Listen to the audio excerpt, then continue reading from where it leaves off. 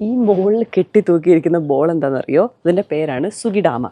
സുഗിഡാമ എന്താണെന്ന് വെച്ച് കഴിഞ്ഞാൽ ഇവിടെ ജപ്പാനിലെ ഒരു ട്രഡീഷണൽ ഡ്രിങ്ക് അല്ലെ ആൽക്കഹോൾ അല്ലെ കള്ള്, നമ്മുടെ ഈ വാറ്റില്ലേ അതുപോലത്തെ അരിയും കൊണ്ട് ഉണ്ടാക്കുന്ന സാധനമാണ് സാക്കെ. സാക്കെ ബ്രൂ ചെയ്യുന്ന ബ്രൂവറീസിന്റെ മുന്നിലാണ് സാധാരണയായിട്ട് ഇതിങ്ങനെ കെട്ടി വെക്കാറ്. സാക്കെ ബ്രൂ ചെയ്ത് ആവുന്ന സമയത്ത് ഇവരൊരു ഫ്രഷ് സെഡാർ ബ്രാഞ്ച് ഇതുപോലൊരു ബോളിന്റെ ഷേപ്പിൽ കെട്ടി തൂക്കി വെക്കും. അത് പച്ച നിറമായിരിക്കേ.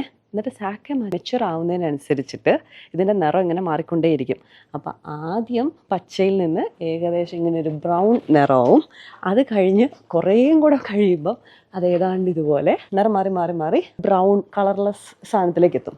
അപ്പം നമുക്ക് മനസ്സിലാക്കാൻ പറ്റും, ഓക്കെ, ഈ സാക്കെ ബ്രൂ ചെയ്യാൻ തുടങ്ങിയിട്ട് കുറേ കാലമായി, ഇവിടുത്തെ സാക്കയ്ക്ക് കൂടുതൽ വീര്യം കൂടും നമുക്ക് മനസ്സിലാക്കാൻ പറ്റും. അപ്പോൾ ഇതിൻ്റെ നിറം അനുസരിച്ച് നമുക്ക് നമ്മുടെ പ്രിഫറൻസിനനുസരിച്ച് തീരുമാനിക്കാം നമുക്ക് ഇവിടെ പോകണോ അല്ലെങ്കിൽ കൂടുതൽ വീര്യം കൂടി ഇവിടെ പോകണമെന്ന്. അനേകായിരം സാക്കകളാണ് ഇവിടെ ഇങ്ങനെ ഇരിക്കുന്നത്.